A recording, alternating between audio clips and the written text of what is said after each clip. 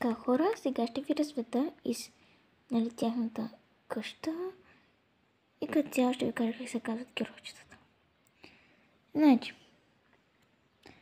майката е тази. Нищо писалката не ще да хваща. Майката се казва Елена и е на 34 години. Бащата се казва Виктор, той е на 38 години. Малката дъщеричка е на 3 годинки и се казва Бейти.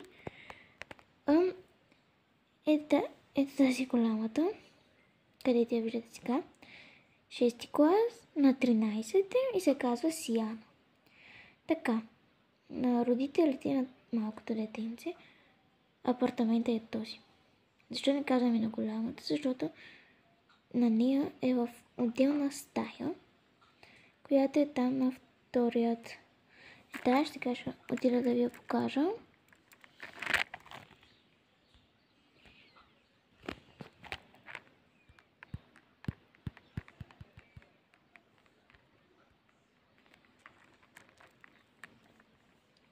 Сега ще я видите.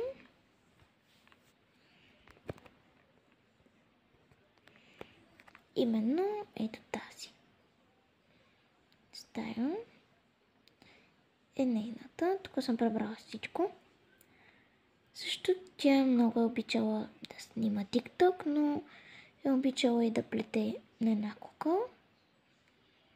И да, това е стаята. Тя всъщност искала отделна, защото така се чувствала по-спокойна, по-така и да. От майко. И да, очаквайте някакви истории с тях. Тук тая не е избора, защото е някакво много бяла и не знам. И затова тя ще е просто на друг етаж, с една друга стая. Да си го представим. И да.